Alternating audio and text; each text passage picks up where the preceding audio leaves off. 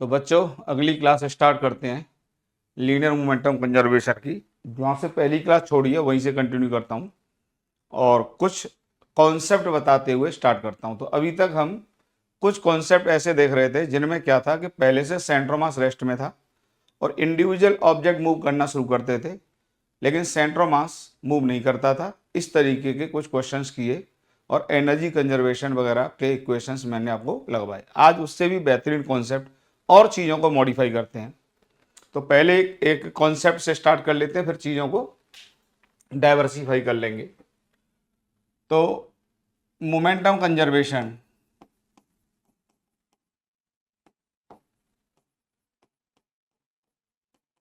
Momentum conservation when initially centre of mass is moving. अब पहले से सेंटर ऑफ मास मूव कर रहा है, कुछ नहीं है, बहुत आसान है। बात वही अभी भी कि अगर किसी भी डायरेक्शन में चाहे सेंटर ऑफ मास मूव करे या ना करे, अगर जिस भी डायरेक्शन में सिस्टम पर एक्सटर्नल फोर्स जीरो होगा उस डायरेक्शन में सिस्टम का मोमेंटम कंजर्व होगा। अभी तक हम ये कर रहे थे और अभी भी वही करेंगे। जैसे बेसिक क्वेश्चन से स्टार्ट करते हैं। मैं एक छोटा सा ये ट्रॉली बना लेता हूं, ठीक। अब मान लीजिए ये ट्रॉली वी नॉट से जा रही थी और अब की बार मैं थोड़ा सा क्या है कि कैलकुलेशन थोड़ी सी जल्दी जल्दी हो जाए और आसान हो जाए तो मैं मासेस सेम ले लेता हूँ। बाद बाकी आप खुद की प्रैक्टिस या जैसा क्वेश्चन आपको मिले डिफरेंट मासेस का तो उसके हिसाब से कर लोगे। तो मान लीजिए इस ट्रॉली का मास एम है और इस ट्रॉली पर ये आदमी एम के मास का ही खड़ा हुआ है और पूरा सिस्टम वी नॉट से जा रहा है। बहुत ध्यान से देखना, पूरा सिस्टम वी नॉट से जा रहा है, ठीक। पूरा सिस्टम वी नॉट से जा रहा है। तो बताइए इस सिस्टम का लीनियर मोमेंटम कितना है, पी इनिशियल। पूरा सिस्टम एक साथ जा रहा है तो इसका भी एम वी नॉट होगा, इसका भी एम वी नॉट होगा। तो सीधे सीधे मैं लिख सकता हूँ T two M we naught. अब क्या ये आदमी जंप करता है विद वेलोसिटी समथिंग। अब वो दो फ्रेम से दी होगी, फिर से या तो वो ग्राउंड फ्रेम से दी होगी या वो ट्रॉली फ्रेम से दी होगी।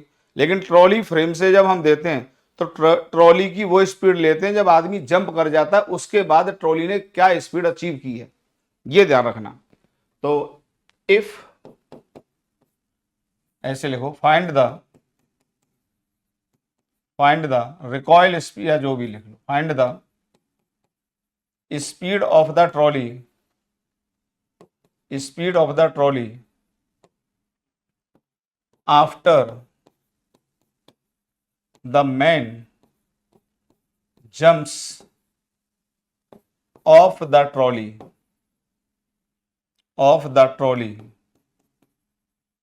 With speed you.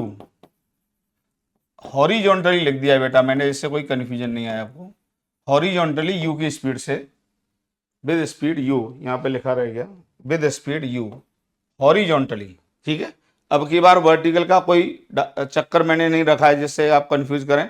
तो हॉरिजॉन्टली जंप करता है कितनी स्पीड से, यू के साथ। हॉरिजॉन्टली यू की स्पीड से जंप करता है, ठीक है। अब इसमें दो केस आ जाएंगे। पहला क्या आ जाएगा, U with respect to ground, ये सबसे आसान केस होता है। और दूसरा क्या आ जाएगा बताइए, U with respect to trolley. अब ये आपको मैंने बता दिया है कि ट्रॉली की कौन सी सिचुएशन लेनी है। जंप करने के बाद जो ट्रॉली के पास वेलोसिटी आएगी उसके रेस्पेक्ट में यू है, ठीक है।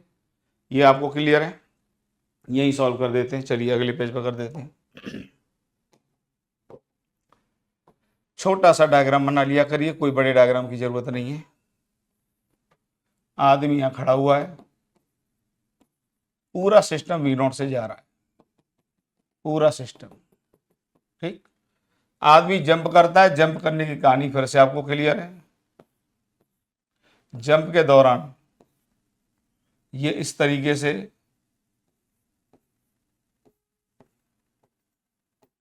ये जंप करने की कोशिश कर रहा है, तो यहाँ पे नॉर्मल रिएक्शन मान लो इस कोने से इस तरीके से लगता है, इस तरीके से लगता है ये नॉर्मल रिएक्शन।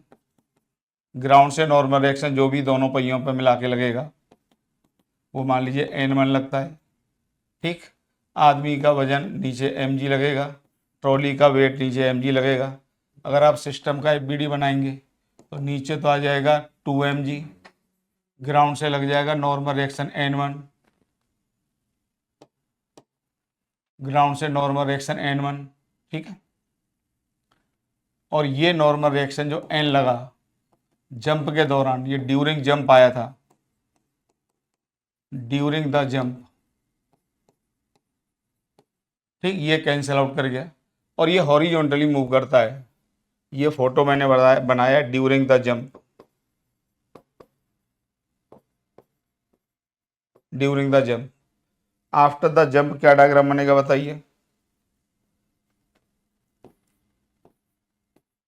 अब की बार आपको साफ साफ दिया है कि ये जो आदमी है ये u की स्पीड से जा रहा है इस वाले ऑब्जर्वर के लिए जो ग्राउंड पर खड़ा है। तो मान लीजिए अब आपके ऊपर है कि ट्रॉली को आप आगे ही चलाए रखते हो कि पीछे चलाए रखते हो। ये डिपेंड इस बात पर करेगा कि आदमी ने कितने फोर्स के साथ या खुद ने कितना मोमेंटम आगे लेकर गया है, इस पर डिपेंड करेगा। चलिए फिर भी मैं मान लेता हूँ ये पीछे की तरफ v1 से चला जाता है, फिर भी मैं मान लेता हूँ, बाद बाकी v1 जैसे पॉजिटिव नेगेटिव आएगा उसके हिसाब से हो जाएगा। एक डायरेक्शन आप पॉजिटिव मान लीजिए क्योंकि सभी momentum along the x axis ही हैं, और जब कोई वेक्टर एक ही डायरेक्शन में होते हैं तो आप पॉजिटिव नेगेटिव साइन मान के वर्किंग कर सकते हैं। तो इनिशियल मोमेंटम क्या रहेगा, कंजर्व रहेगा, सॉरी सिस्टम का मोमेंटम जंप से पहले और जंप के बाद क्या रहेगा, कंजर्व रहेगा। तो एक बार लिख देते हैं, F X equal to 0 implies P initial equal to P final. Before jump और ये है आफ्टर द जंप,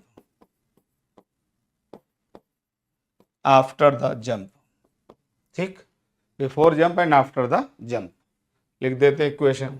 बताइए जंप से पहले पूरा सिस्टम कितने मोमेंटम के साथ जा रहा था, mv0। राइट को मैंने पॉजिटिव माना है तो पॉजिटिव लिखेंगे बराबर, ये आदमी के पास ग्राउंड फ्रेम से कितना मोमेंटम है mu, प्लस ट्रॉली के पास पीछे की तरफ है माइनस mv1।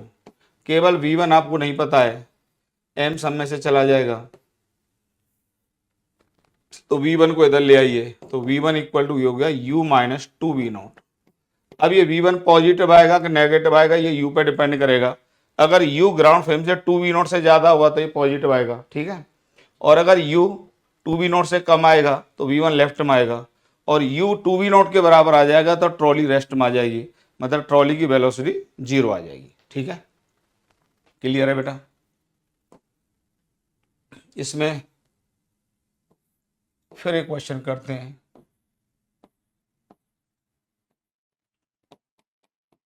मान लीजिए एक आदमी, अरे नहीं उसी में दूसरा पार्ट रह गया, सेकंड। अब जो आदमी जंप करता है, अब ये तो क्लियर हो गया कि मोमेंटम कंजर्व होगा, पहले से पूरा सिस्टम v0 से जा रहा है। अब सीधे आफ्टर द जंप फोटो बनाओ, सीधे आफ्टर द जंप पे आ जाओ। अब आपको सब बातें क्लियर हैं। आफ्टर द जंप, जब जंप के बाद डायग्राम बनाओगे तो अब मान लीजिए ये ट्रॉली है किसी v डैश से पीछे की तरफ जाती है, और ये जो आदमी है ये u से जा रहा है, लेकिन अब ये ग्राउंड फ्रेम से नहीं है, इस ऑब्जर्वर के रेस्पेक्ट में जो ट्रॉली पे बैठा हुआ है। तो अब आपको इस आदमी का जो लीनियर मोमेंटम लिखना पड़ेगा वो ग्राउंड फ्रेम से लिखना पड़ेगा, क्योंकि जंप से पहले जो लीनियर मोमेंटम आपको सिस्टम का पता है वो ग्राउंड फ्रेम से ही पता है। तो इसलिए आपको लीनियर मोमेंट इसका, तो ये तो विद रेस्पेक्ट टू ग्राउंड है velocity, with respect to ground, लेकिन ये वेलोसिटी ग्राउंड फ्रेम से नहीं है। तो पहले इसी को फाइंड आउट कर लो। तो देखिए मैंने ज्योमेट्रिकल मेथड बताया था, velocity of small m man with respect to ground, क्या बताया था, velocity of m with respect to trolley plus velocity of, ये एरो बना दिया करो, trolley with respect to ground, velocity of man with respect to ground बराबर man with respect to trolley, man with respect to trolley, देखो ये vector plus trolley with respect to ground का ये vector v dash, ठीक। तो बताइए velocity of man with respect to ground का, अब ये बड़ा मान लो अपने मन से, कोई दिक्कत नहीं है, या इसको बड़ा मान लो वो आपके ऊपर है। तो मान लो मैं u माइनस v डैश इसको इधर लिख देता हूँ, ठीक। तो ग्राउंड फ्रेम से जो आदमी जा रहा है वो u माइनस v डैश से जा रहा है। तो बताइए फिर से क्या लिखेंगे, p initial equal to p final.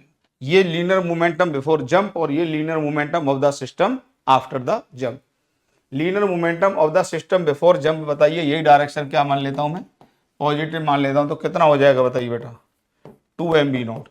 Final momentum इसका लेफ्ट में आ गया तो ये तो आ जाएगा -mv डैश प्लस, ये ग्राउंड फ्रेम से ही आ गया और आदमी का भी ग्राउंड फ्रेम से लिखना है तो u minus V dash, m सब में से चला जाता है तो ये आ जाता है 2v0 equal to minus V dash plus u minus V dash, ये आ जाएगा 2 times V dash equal to u minus 2v0 और u दिया था तो वी डैश इक्वल टू कितना आ गया बेटा, वी डैश इक्वल टू आ गया u माइनस 2v0/2। क्लियर है, इस तरीके से आ जाएगा, इस तरीके से आ जाएगा। एक डॉक्टर एस.सी. वर्मा जी की बुक में इस पर काफी बढ़िया क्वेश्चन दिया हुआ है, उसको भी देख लेते हैं। ये ट्रॉली है, मास में थोड़ा सेम ले लेता हूं जिससे कैलकुलेशन थोड़े आसान आ जाए। इसका मास है में एक आदमी इधर खड़ा है, एक आदमी इधर खड़ा है m, ठीक है, ये पहले से पूरा सिस्टम रेस्ट में। अब ये दिया है कि ये दोनों आदमी, ये a और b, पहले a जंप करता है फिर b जंप करता है, या कभी क्वेश्चन में दे देगा कि पहले b जंप करता है फिर a जंप करता है, और दोनों u की वेलोसिटी से जंप करते हैं with respect to the trolley, trolley के रेस्पेक्ट में u की वेलोसिटी से। तो ट्रॉली का कौन सा स्टेट लेना है, आफ्टर द जंप, ठीक है। तो फाइंड द, कहीं कोई फ्रिक्शन है नहीं और पहले से सिस्टम रेस्ट में, find the final velocity of the trolley after both A and B jumps off the trolley, दोनों ही आदमी A और B ट्रॉली से जंप कर जाते हैं। If A and B jump with velocity u with respect to the trolley। देखिए मजा आएगा क्वेश्चन को करने में आपको। ट्रॉली के रेस्पेक्ट में वेलोसिटी u दी हुई है, ट्रॉली के रेस्पेक्ट में, तो ट्रॉली की स्टेट हम वो लेते हैं जो जंप के बाद वो अचीव करती है, इसमें कोई कंफ्यूजन नहीं आना चाहिए, ठीक है। चलिए अगले पेज पे मैं सॉल्व कर देता हूं। तो देखिए छोटी सी ट्रॉली बना लिया करो। अब आपको क्वेश्चन है, इवन एक चाहो तो 2 पहिए की जगह एक ही पहिया बना लिया करो, कोई दिक्कत नहीं है। मान लो पहले ए जंप करता है, वो उसके हिसाब से अपना देख लेना क्या आंसर आएगा, कोई दिक्कत नहीं है। ये बी है, ये ए है, तो इनिशियली तो मोमेंटम क्या हो गया सिस्टम का, 0 हो गया। आपको पता ही है मोमेंटम कंजर्व होगा। अब पहले ए जंप किया तो इतना तो समझ में आता है कि ट्रॉली पीछे की तरफ v1 से भागने लगेगी, बी यहाँ पर होगा। अब ये बी और ए, ट्रॉली और ए दोनों, और ये यू से जा रहा है लेकिन ये not with respect to ground, ये इस ऑब्जर्वर के रेस्पेक्ट में जो ट्रॉली पर बैठा हुआ है। ये दिमाग में रखने वाली बात है। और सबसे पहले इसी को किससे फाइंड आउट कर लो, ग्राउंड फ्रेम से, क्योंकि v1 तो किस फ्रेम से है, विद रेस्पेक्ट टू ग्राउंड, ये तो ग्राउंड फ्रेम से है। तो पहले आप इसी को ग्राउंड फ्रेम से कैलकुलेट कर लीजिए। तो velocity of man with respect to ground equal to velocity of man with respect to trolley plus velocity of trolley with respect to ground. और ये मैंने आपको पहले ही बता दिया कि ये जो u दिया है ये ट्रॉली की वो स्टेट जो जंप के बाद इसने अचीव किया उसके रेस्पेक्ट में दिया है, ठीक है। तो इसलिए मैंने इस तरीके से लिखा है। तो ये आ जाएगा man with respect to ground, velocity of man with respect to ground equal to man with respect to trolley, बताइए ये वेक्टर है u, और plus trolley with respect to ground है ये वेक्टर।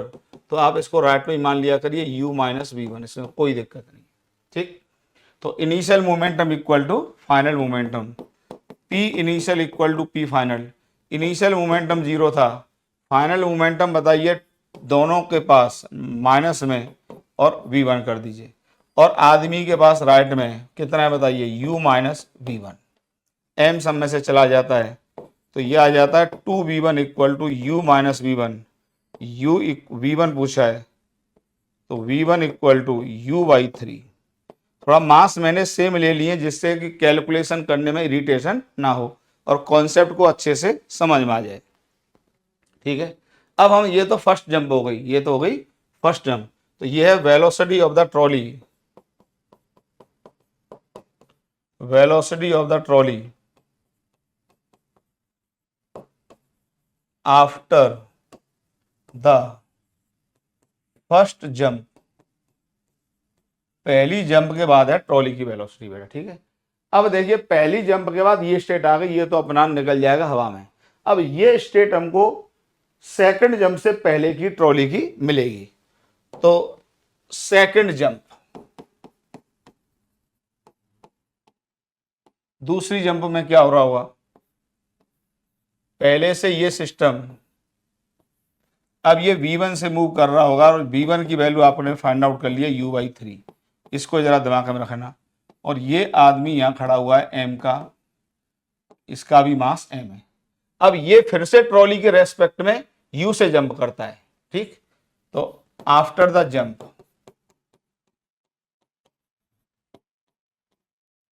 अब ये आपके ऊपर है कि इस ट्रॉली की वेलोसिटी आप किस डायरेक्शन में रखना चाहते हो। बाद बाकी वो सॉल्व होके आ जाएगा जो भी आना होगा। ठीक है, वो सॉल्व होके आ जाएगा जो भी आएगा। अब मान लो ये आदमी इस डायरेक्शन में जंप कर जाता है, ऐसा दिया रहेगा क्वेश्चन में कि बी लेफ्ट में जाता है, ए राइट में जाता है, वो आपका हेडक नहीं है, लेकिन ये भी यू से ही जाता है, लेकिन इसके रेस्पेक्ट में, इसके रेस्पेक्ट में।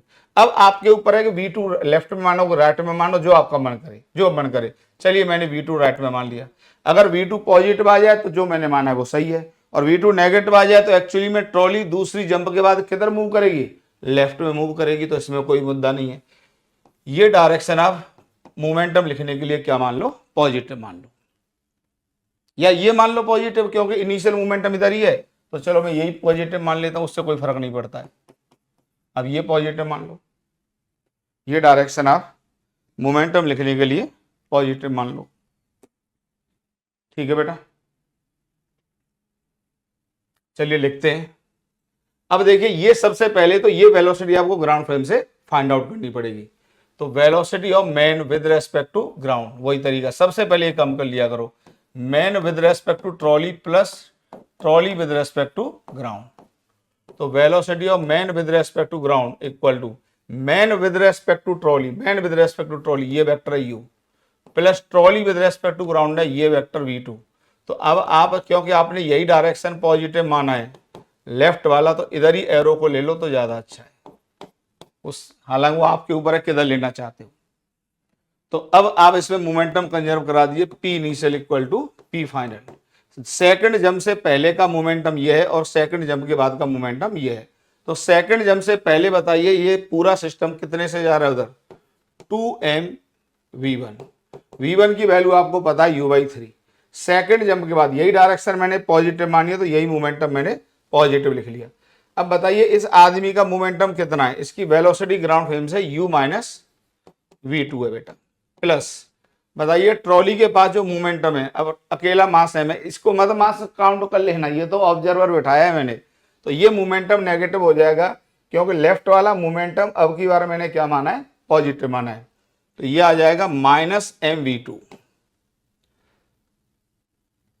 m सब में से चला जाता है, तो ये आ जाता है 2v1 की वैल्यू लिख दो u/3 इक्वल टू ये आ जाएगा u-v2 और मेरे और आपके हिसाब से इसको इधर ले आओ, 2v2 equal to u-2u/3 equal to u/3 और v2 एक बढ़िया आंसर आ गया और बहुत बढ़िया पॉजिटिव ही आया u/6।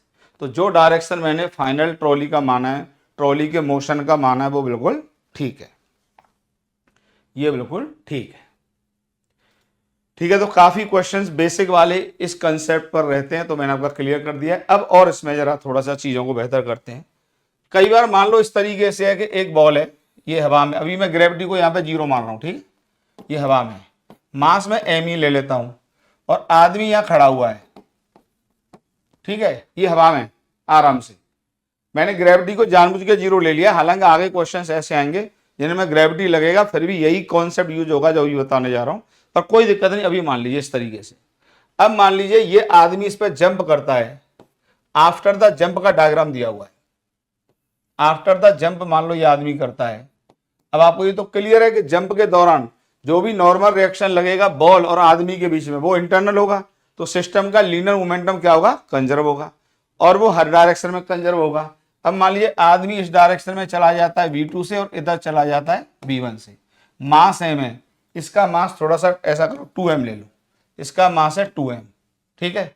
तो ये आपको गिवन होंगे ये V1 and V2 given, V1 and V2 given. और फिलहाल मैंने ग्राउंड फ्रेम से ही मान लीजिए, ठीक है, given with respect to ground मान लो। मैं तो इक्वेशन लिखना सिखा रहा हूं आपको। तो अब मान लीजिए मोमेंटम तो सिस्टम का कंजर्व होगा।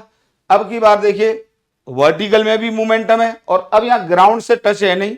जब ग्राउंड से टच नहीं है तो जब ये आदमी जंप कर रहा होगा, खुद बताइए, जब जंप कर रहा होगा तो एक नॉर्मल रिएक्शन इस आदमी पर ऐसे लगा होगा और बॉल पर ऐसे लगा होगा, और ग्रेविटी है नहीं, तो बताइए ये इंटरनल हो गया कि नहीं हो गया। तो किसी भी डायरेक्शन में एक्सटर्नल फोर्स है ही नहीं। अभी तक क्या था कि ट्रॉली ग्राउंड पर रहती थी, तो ग्राउंड से एक नॉर्मल रिएक्शन ऊपर की तरफ लग जाता था, जो पूरे सिस्टम के लिए कैसे फोर्स का काम करता था, एक्सटर्नल फोर्स का काम करता था। इसलिए हम वर्टिकल में मोमेंटम को कंजर्व नहीं करा पा रहे थे, बात समझ रहे हो, इसलिए कंजर्व नहीं करा रहे थे। लेकिन अब ये हवा में है, तो अब तो वर्टिकल में भी कंजर्व होगा और हॉरिजॉन्टल में भी मोमेंटम कंजर्व होगा। तो मान लीजिए इस डायरेक्शन में इसकी वेलोसिटी आ जाती है v2 डैश और इधर आ जाती है कितनी, v1 डैश। तो अब देखिए बड़े आराम से मोमेंटम कंजर्व करा दो हॉरिजॉन्टल के लिए फॉर एक्स एक्सिस। बताइए ये राइट वाला मोमेंटम इक्वल टू लेफ्ट वाला momentum mv1 equal to 2mv1 dash, तो m से m गया तो v1 dash equal to v1/2 बड़े आराम से आ जाता है। फॉर वाई एक्सिस, ये सब लिखना सिखा रहा हूं आपको, वाई एक्सिस के लिए मोमेंटम कंजर्व करा दो, जितना मोमेंटम ऊपर होगा उतना ही मोमेंटम इसके पास नीचे होगा ग्राउंड फ्रेम से। तो mv2 equal to 2mv2 dash, m से m गया तो v2 dash equal to v2/2। ये सब आपको लिखना आना चाहिए, छोटे छोटे क्वेश्चंस ये आपको लिखना आना चाहिए। पिछली क्लास के क्वेश्चन मैंने आपको एनर्जी कंजर्वेशन एक विशेष मेथड से बताया था, हाफ म्यू वी रिलेटिव के स्क्वायर से। उसको एक मेथड से मैं और एक्सप्लेन कर रहा हूं, कई बार वो आसान हो जाता है, देखिए जैसे इस क्वेश्चन को हम ले लेते हैं, यहां पे ये ब्लॉक है या बॉल ले लो, कुछ भी ले लो, यहां पे ये बॉल है, मास में सेम ले रहा हूं बेटा, इससे थोड़ा आसान हो जाए, ठीक है। अब इसका हाइट यहाँ पे h है, तो अब आपको ये तो पिछली क्लास में क्लियर कर दिया था कि जो नॉर्मल रिएक्शन लगेगा वो इंटरनल होगा और वो पूरे सिस्टम पर कोई वर्क नहीं करेगा, वो सब मैं समझा चुका था, क्योंकि इंटरनल फोर्सेस का वर्क फ्रेम पर डिपेंड नहीं करता है, और जब हम इस पर बैठ के नॉर्मल रिएक्शन का वर्क फाइंड आउट करते हैं तो वो जीरो आता है, क्यों, इस पर तो खुद जीरो आ जाएगा और इस पर वेलोसिटी हर जगह क्या लगेगा, परपेंडिकुलर लगेगा। इसलिए स्मॉल m पर वेज पर बैठ के जब स्मॉल m पर नॉर्मल रिएक्शन का वर्क फाइंड आउट करेंगे तो जीरो आएगा, और इस तरह से नॉर्मल रिएक्शन का वर्क पूरे सिस्टम पे क्या आ जाता है, जीरो आ जाता है, हालांकि इंडिविजुअल सिस्टम पे जीरो नहीं आता है। ये सब इस तरह के क्वेश्चन जेईई में आने की पूरी संभावना रहती है। अब वही पूछा है कि फाइंड द, या एक काम कर लो, इसको कैपिटल M लो, अब आसान मत करो, कैपिटल M इसको स्मॉल m, या m1 m2 लो, चलो m2 m1, ठीक है, ये करो। अब आपसे फिर से सवाल वही है, find the final speed of each block, find the final speed of each block, find the final speed of each block. तो इसमें एक कंसेप्ट बताना है मुझे, इसलिए सवाल को मैं फिर से ले रहा हूं। तो देखिए जब ये फाइनल स्पीड क्या होगी, ये मान लो यहाँ गया, छोटा सा डायग्राम बना लिया करो, कोई बड़े की जरूरत नहीं है। ये m2 और ये इधर मूव कर रहा है v2 से, ग्राउंड फ्रेम से ही है, और जो बॉल होगी वो इधर मूव कर रही होगी मान लो v1 से। तो ये जो भी सिस्टम के पास काइनेटिक एनर्जी आई है तो वो केवल ग्रेविटी ने वर्क किया है, और ग्रेविटी ने यहाँ से यहाँ तक कितना वर्क किया है, mgh। तो एक इक्वेशन तो आप ये लिख लीजिए कि जो भी काइनेटिक एनर्जी आई है m1gh equal to k1 plus k2, ये लिख लीजिए पहली इक्वेशन। काइनेटिक एनर्जी को इसी फॉर्मेट में लिखो। अच्छा, एक कंसेप्ट आप जानते हैं कि जो काइनेटिक एनर्जी होती है ये होती है हाफ m v स्क्वायर। अगर मैं इसको मास से डिवाइड कर दूं और मास से मल्टीप्लाई कर दूं तो ये आ जाएगा mv का स्क्वायर अपॉन m, और ये आ जाएगा बताइए p स्क्वायर अपॉन 2m। तो अगर मोमेंटम कंजर्व है तो काइनेटिक एनर्जी जो हो जाती है प्रोपोर्शनल टू 1 अपॉन m हो जाती है। बहुत यूजफुल कॉन्सेप्ट है। अब यहां पर क्या, ध्यान से देखिए, मैग्नीट्यूड वाइज देखोगे तो जितना मोमेंटम इसका होगा उतना ही मोमेंटम इसका होगा, क्योंकि सिस्टम पर इनिशियल मोमेंटम क्या था, 0 था। तो बताइए क्या मैं अब ये कह सकता हूं mv1 equal to m2v2 equal to p मान लेता हूं। मैग्नीट्यूड वाइज मैंने कंपेयर किया है, p दोनों के लिए मोमेंटम सेम है। तो बताइए जो काइनेटिक एनर्जी होगी, अगर मोमेंटम सेम है तो मोमेंटम पे तो डिपेंड करेगी नहीं कि वो दोनों के लिए मोमेंटम क्या है, सेम। तो काइनेटिक एनर्जी का जो रेशियो हो जाएगा k1 अपॉन k2, मोमेंटम तो दोनों के लिए सेम है, p स्क्वायर अपॉन 2m1, और नीचे क्या आ जाएगा बताइए, p square upon 2m2, momentum same है तो ये आ जाएगा m2 अपॉन m1। देखिए इससे बहुत आसान आने वाला है। इसका मतलब काइनेटिक एनर्जी जो दोनों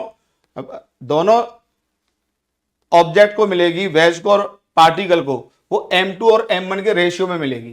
किस में मिलेगी, m2 और m1 के रेशियो में मिलेगी। तो फिर से रेशियो एंड प्रोपोर्शन, बताइए एक फिजिकल क्वांटिटी है k1 प्लस k2 जिसका समय किसके बराबर, m1 gh के बराबर, और उसका जो रेशियो है वो k1 अपॉन k2 कितना है बताइए, m2 अपॉन m1। तो क्या यहां से k1 k2 नहीं निकाल सकते, बड़े आसानी से निकाल सकते हैं, 10th लेवल की मैथमेटिक्स। तो अगर k1 निकालना हो मुझे तो k1 क्या लिखेंगे बताइए, m2 upon m1 plus m2, ठीक, इनटू कितना लिख देंगे बताइए, m1 gh, इस तरह से लिख देंगे। और अगर k2 लिखना होगा तो क्या लिखेंगे बताइए, m1 upon m1 plus m2 into क्या लिख देंगे बताइए, m1 gh लिख देंगे। ठीक है, अब आपको इससे स्पीड निकालनी है तो बड़े आसानी से निकाल लोगे। बताइए स्पीड होगी क्या बताइए, यहीं से आ जाएगा। अब यहां से देखिए करिए, k1 होगा कितना बताइए, ये होगा हाफ m1 और v1 का स्क्वायर इक्वल टू कितना आ गया बताइए, m1 m2 gh divided by m1 plus m2, और m1 से m1 कैंसिल हो गया, और बताइए v1 की वैल्यू कितनी आ गई, 2m2 gh upon m1 plus m2, इसका क्या ले लेंगे, रूट ले लेंगे। इसी तरीके से यहां से अगर आप इसको लिख दोगे हाफ m2 v2 का स्क्वायर k2 को, तो ये आ जाएगा m1 का square gh upon m1 plus m2, और जो v2 की वैल्यू आएगी बेटा यहां से, ये आ जाएगा 2m1 का square gh divided by m2 और m1 प्लस m2, और इसका क्या ले लेंगे, पूरे का रूट ले लेंगे। तो ये भी एक मेथड है, ये भी बड़ी आसानी से कर सकते हो इस तरह से क्वेश्चंस को। चलो इसमें देखिए पिछली क्लास में जो क्वेश्चन किया था और एक उसी तरह का सवाल कर लेते हैं, सेम इसी कंसेप्ट से।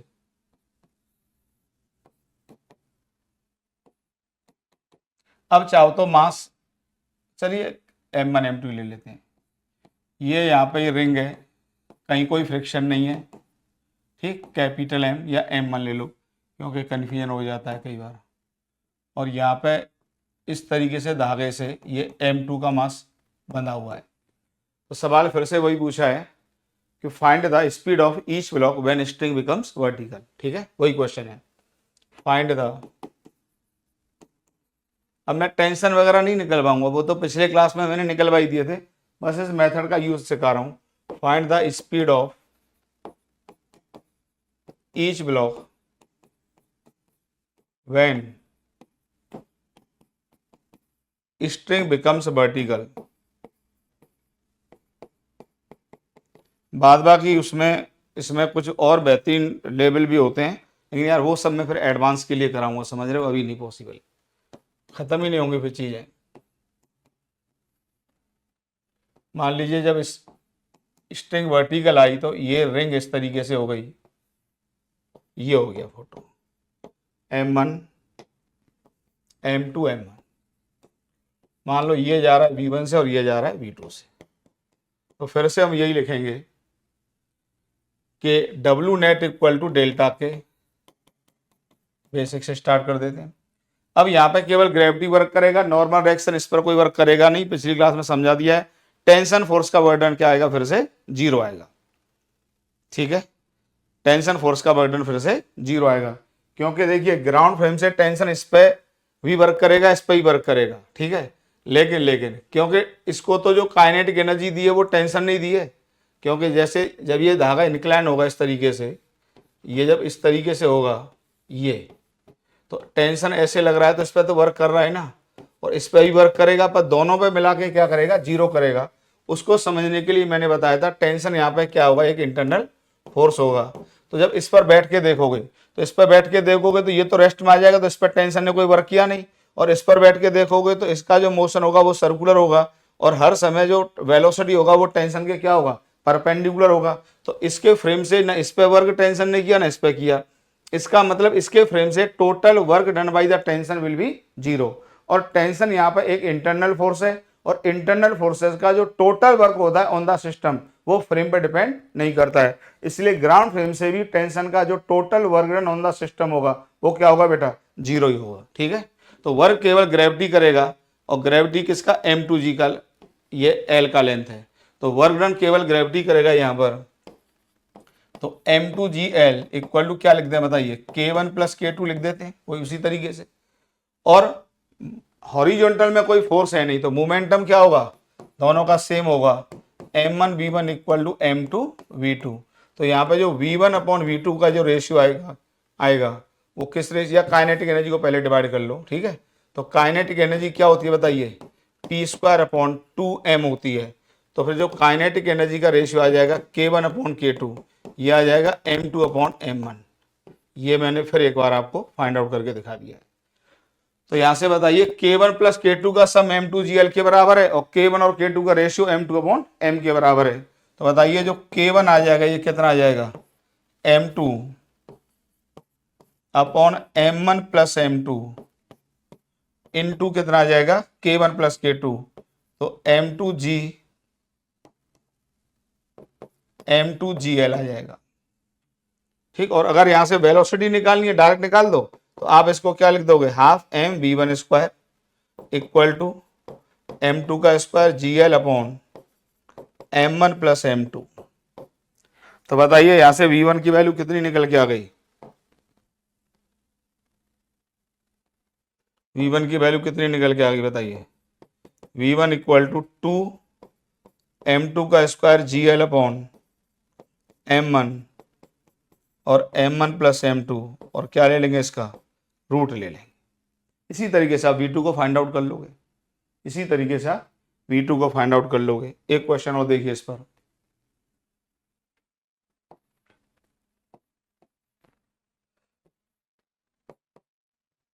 इस तरीके का ये, ऐसे तो करा दिया मैंने ये क्वेश्चन, पर कोई नहीं, या ऐसा करो, फालतू कंफ्यूज करते हैं, इसको कंप्लीट कर लो। ठीक है, कंप्लीट कर लीजिए। यहां पर बॉल है m1, इसको लिख देता हूं m2, कहीं कोई फ्रिक्शन नहीं है, म्यू इक्वल टू 0, और इसका जो रेडियस दिया हुआ है ये r दिया हुआ है। सवाल ये पूछा है कि आपको m2 की स्पीड बतानी है जब m1 इसके बॉटम पर पहुंच जाएगा। ठीक है, m1 कहां पहुंच जाएगा, बॉटम पर। तो find the speed of m2, find the speed of m2 when m1 reaches the bottom. बाद में इसमें और भी कुछ अच्छे क्वेश्चंस होते हैं कि इधर कितना चढ़ जाएगा फिर लौट के आएगा, वो सब एनालिसिस बाद में होगी, अभी नहीं हम कर रहे। ठीक है, वो सब एनालिसिस बाद में होगी। अब देखिए इसमें जो बच्चों को कंफ्यूजन आता है, एक बात बताओ, मैं छोटा सा डायग्राम थोड़ा बनाता हूं, जब ये बॉटम पर आ जाएगा,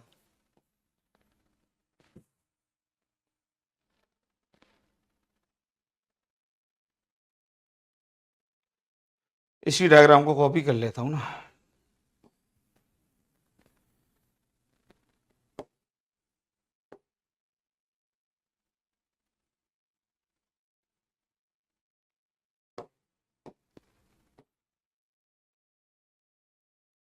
यही कॉपी कर लिया।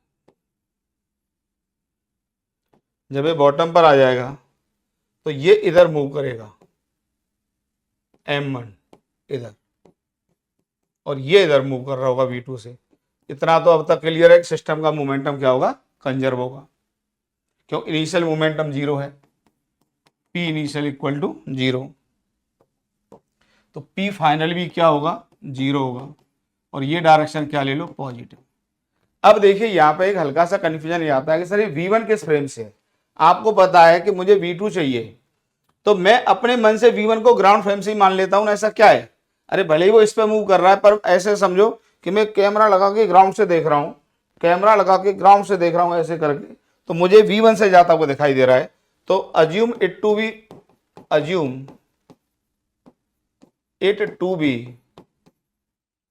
B with respect to ground, इसको ग्राउंड से मानो ना, और अब मोमेंटम कंजर्वेशन लिख दो। तो बताइए मोमेंटम कंजर्वेशन कितना होगा, दोनों का मैग्नीट्यूड में सेम होगा, m2v2 equal to m1 v1। अब फिर से वही इक्वेशन लग जाएगी, जो सिस्टम के पास काइनेटिक एनर्जी आई हुई और आपने इसकी स्पीड किस फ्रेम से मान ली है, ग्राउंड फ्रेम से ही, ठीक है। तो जो काइनेटिक अच्छा नॉर्मल रिएक्शन पूरे सिस्टम पर कोई वर्क करेगा नहीं, केवल ग्रेविटी वर्क करेगा। तो जो ग्रेविटी की पोटेंशियल एनर्जी डिक्रीज हुई है वही तो किस में कन्वर्ट हो गई है, दोनों की काइनेटिक एनर्जी में कन्वर्ट हो गई है। तो बताइए मैं क्या लिख दूं, K1 प्लस K2 को क्या लिख सकता हूं, बताइए mg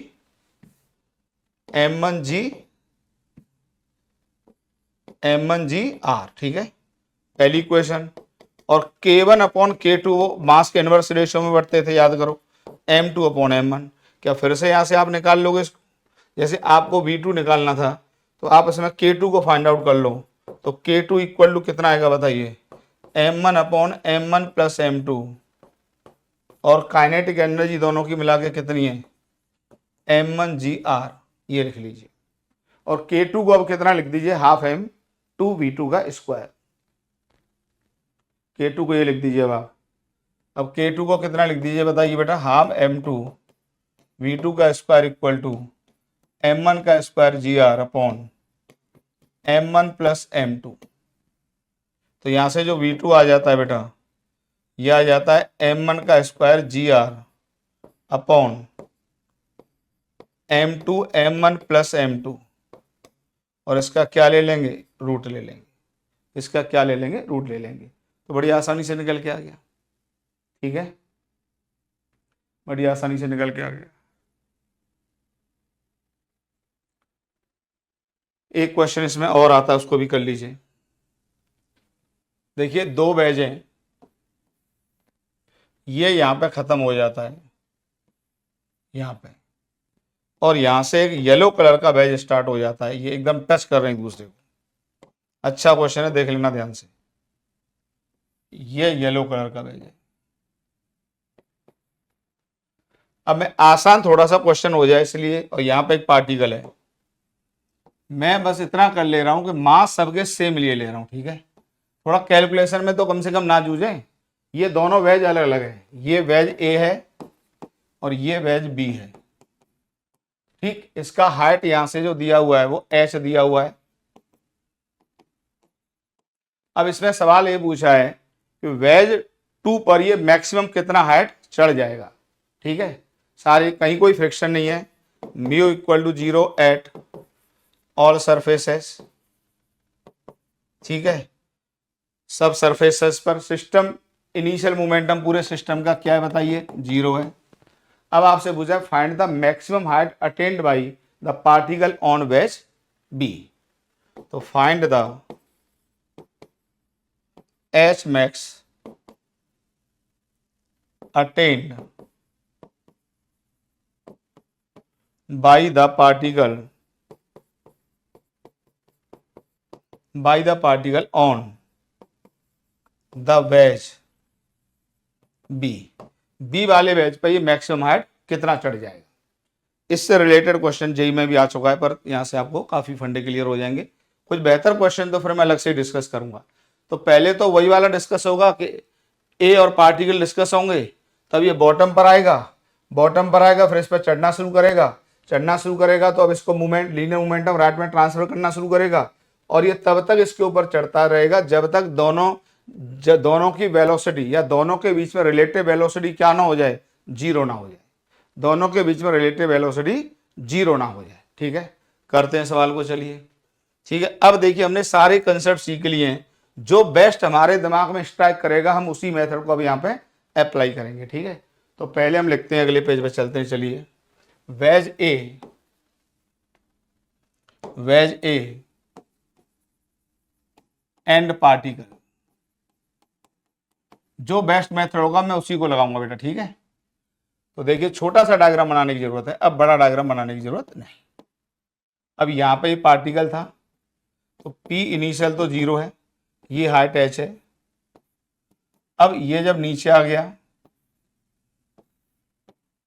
तो ये पार्टिकल यहाँ पर आ गया, मान लो मास सेम ले लिए थे मैंने, और ये यहाँ पे मान लो एक v नॉट की स्पीड से जा रहा है, तो मोमेंटम कंजर्वेशन से डायरेक्ट कह सकते हो ये भी v नॉट से जा रहा होगा, डायरेक्ट कह सकते हो भाई।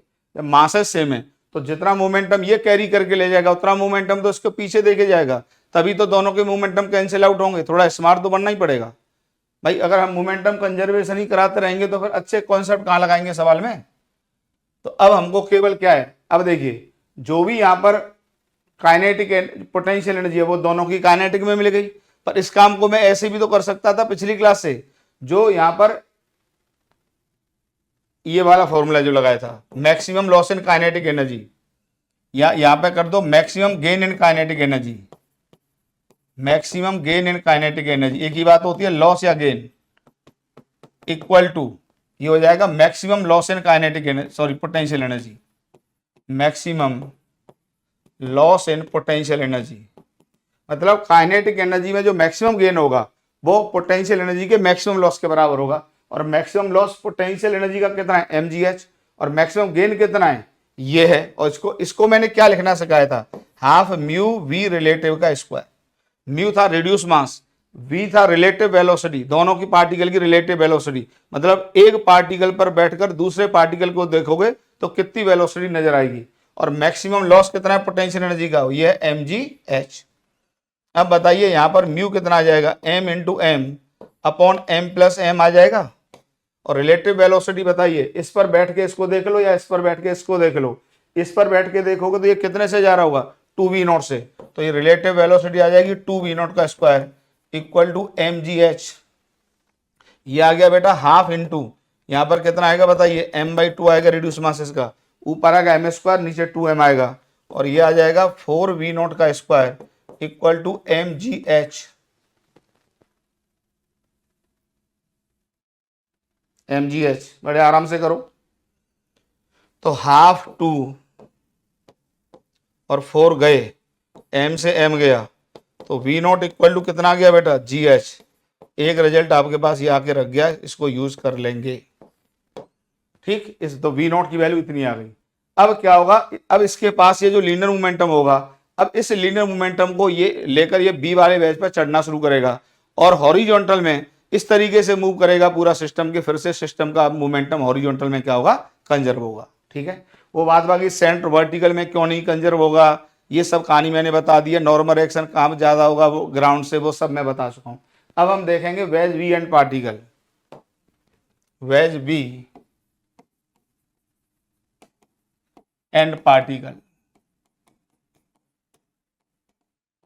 ठीक, तो देखिए छोटा सा डायग्राम फिर से बना लीजिए, ये येलो कलर का था तो मैं येलो कलर से बना देता हूं इसको।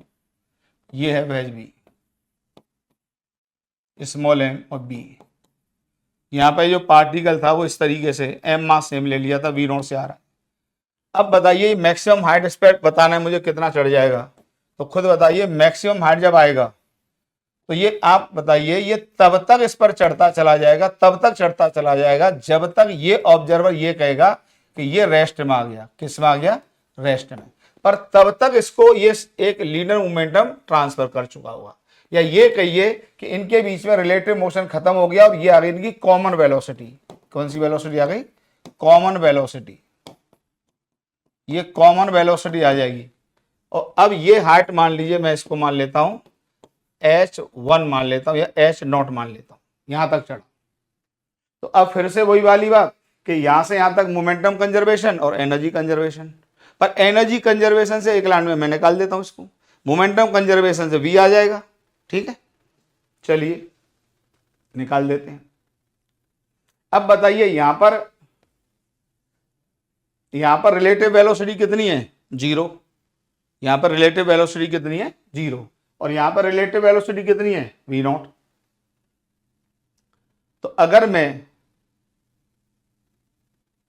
यहाँ की एनर्जी लिखता हूं, बताइए, मैं काइनेटिक एनर्जी लिखता हूं, तो आप सीधे सीधे क्या मैं लगा दूं, हाफ म्यू वी रिलेटिव का स्क्वायर इक्वल टू, और यहाँ पे तो रिलेटिव वेलोसिटी 0 है, तो ये वाला टर्म क्या बनेगा, 0 बनेगा। तो ये केवल यहाँ पे जो एनर्जी हो जाएगी वो mg/h0 के बराबर आ जाएगी। एक लाइन में आंसर आएगा।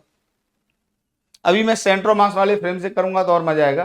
तो ये मैंने सिचुएशन बता दिया कि यहाँ पर डिफरेंट वेलोसिटी से जा रहे थे, यहाँ पर रिलेटिव वेलोसिटी क्या हो गई, 0 हो गई। तो यहाँ पर जितनी भी ये जो यहाँ से यहाँ तक जो काइनेटिक एनर्जी का चेंज है, ध्यान रखना, वो इतना ही आता है इसके बराबर। मैं पिछली क्लास में सॉल्व करके दिखा चुका हूं। जो यहां से यहाँ तक का चेंज है वो इसके बराबर आता है, इसके बराबर आता है, ध्यान रखना, इसी टर्म के बराबर आता है। अभी आज भी मैं अगली क्लास में और कराऊंगा या इसी में कराऊंगा, देखता हूं। तो बताइए रेडियस मास कितना आ जाएगा, m/2, और रिलेटिव वेलोसिटी कितनी है, v0 का स्क्वायर, और ये आ जाएगा mg/h0।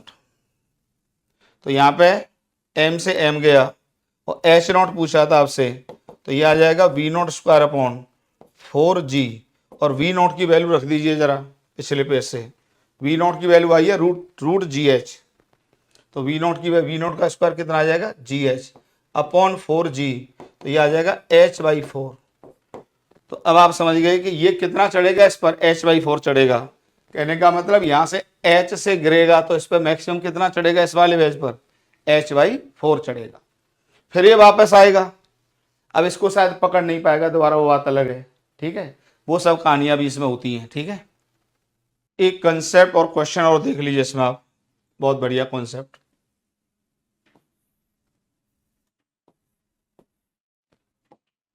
जैसे मान लो ये ट्रॉली है, अच्छा कॉन्सेप्ट है, यहाँ कोई फ्रिक्शन नहीं है और इसका मास कैपिटल एम ले लेता हूँ और यहाँ पर फ्रिक्शन है।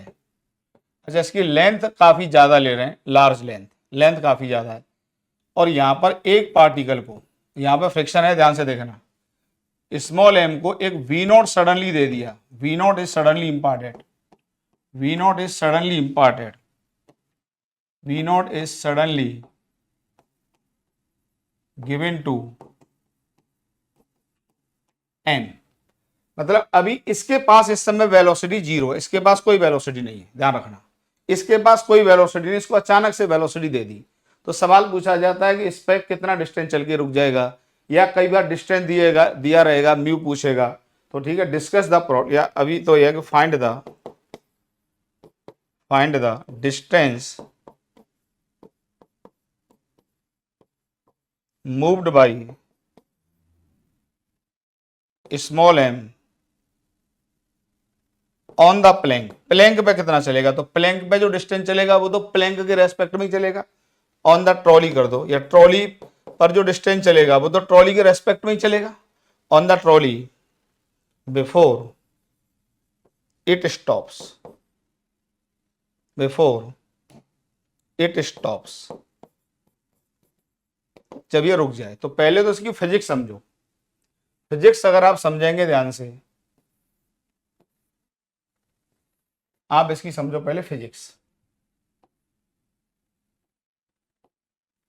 फिजिक्स आप समझिए तो क्या होगा, इस पर लग रहा होगा यहां फ्रिक्शन फोर्स।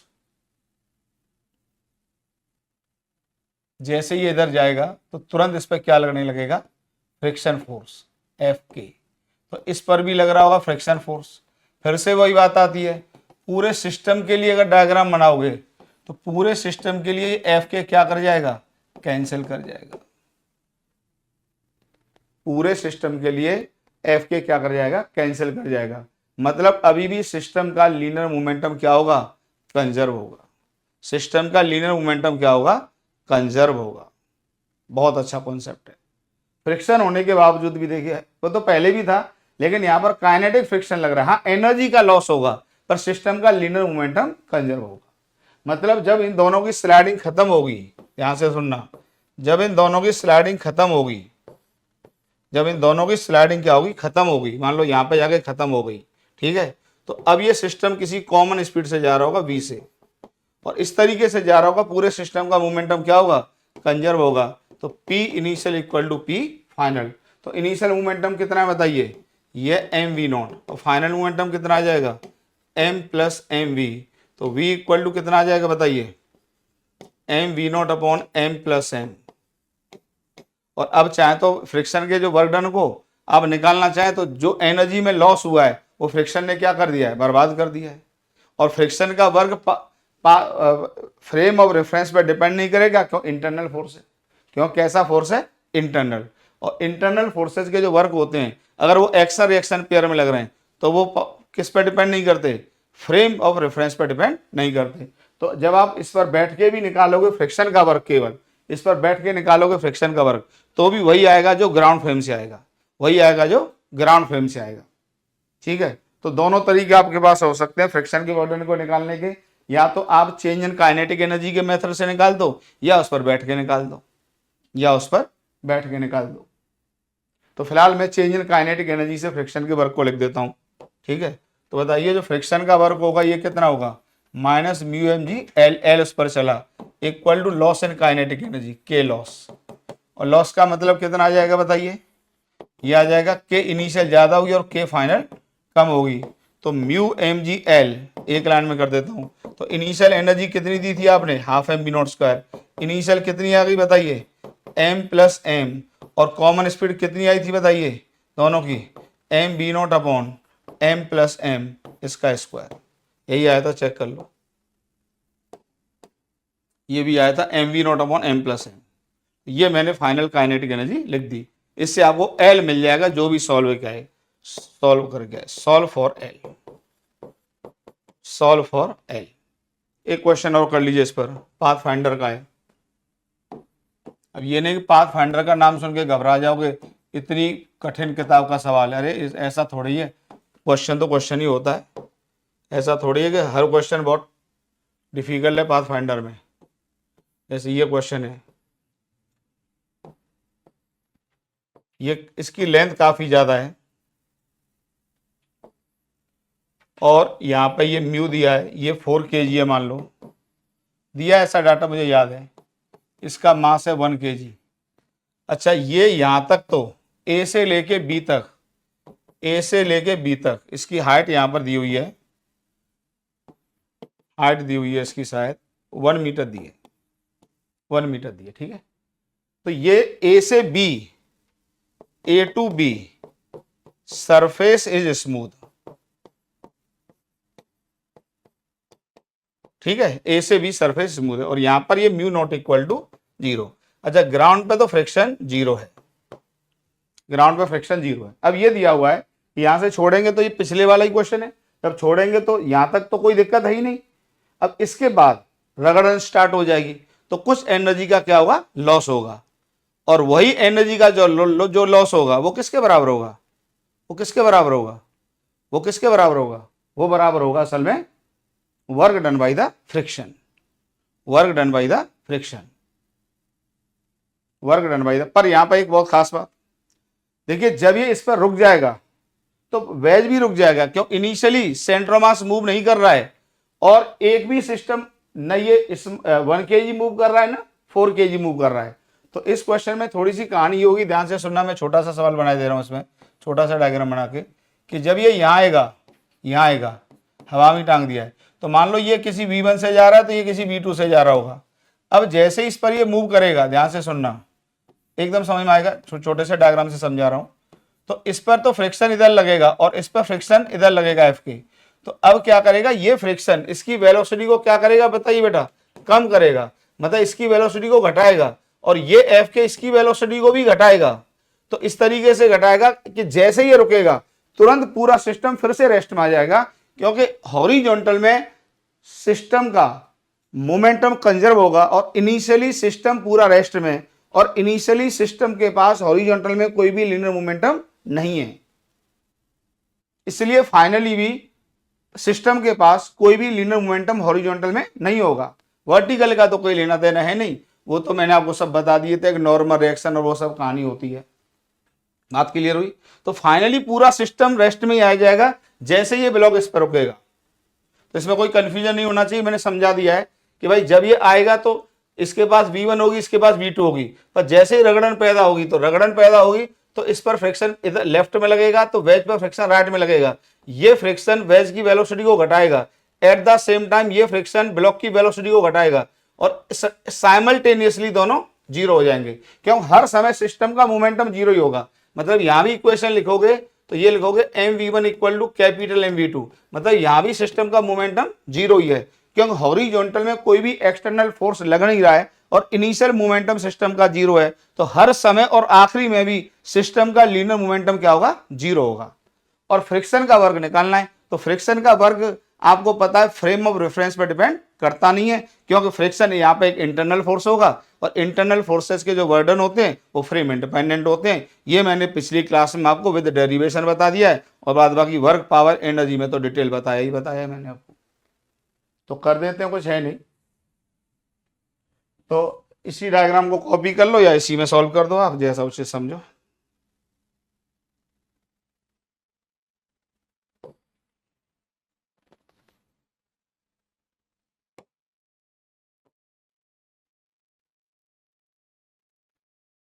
ठीक,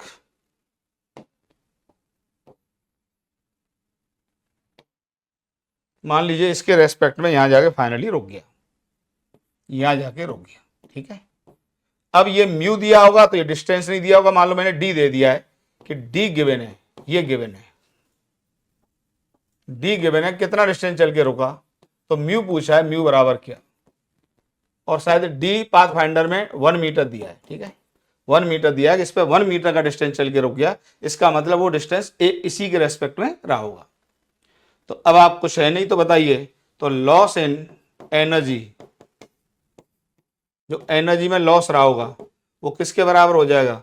work done by the friction mu mg into D. अब बताइए, initial kinetic energy zero, kinetic energy final भी जीरो है, तो बताइए एनर्जी में जो लॉस हुआ है वो केवल ग्रेविटी की पोटेंशियल का ही तो लॉस हुआ है, केवल ग्रेविटी की पोटेंशियल का लॉस हुआ है। तो जो ग्रेविटी की पोटेंशियल एनर्जी है वो किसने बर्बाद कर दी? Work done by the friction, work done by the friction कर दी बर्बाद। तो लॉस इन एनर्जी कितना आ जाएगा बताइए बेटा? mg इंटू 1, हाइट 1 मीटर दी है, equal to mu mg into d कितना है? 1, डी 1 है, mg से mg गया तो म्यू की वैल्यू कितनी आ गई? 1 आ गई। अगर डी की वैल्यू अगर कुछ और दी रहती होती तो उसके हिसाब से म्यू की वैल्यू निकल कर आ जाती। तो बेटा इस लेक्चर को मैं यही रोकता हूं। अब मैं बहुत अगला लेक्चर इतना बेहतरीन होने वाला है, स्प्रिंग ब्लॉक सिस्टम के क्वेश्चंस करेंगे, सेंटर ऑफ मास फ्रेम समझेंगे, सेंटर ऑफ मास फ्रेम से काइनेटिक एनर्जी समझेंगे, ग्राउंड फ्रेम से एनर्जी को समझेंगे in terms of energy of centre of mass, linear momentum of system समझेंगे सेंटर ऑफ मास के फ्रेम से, हर पार्टिकल का लीनियर मोमेंटम समझेंगे सेंटर ऑफ मास फ्रेम से। और देखिए कितना मजा आने वाला है अगले चैप्टर में, इस अगले क्लास में, सॉरी, इसलिए मैंने इस लेक्चर को थोड़ा सा छोटा कर दिया है, इतने बेसिक सवाल करा के आपको, ठीक है। चलिए।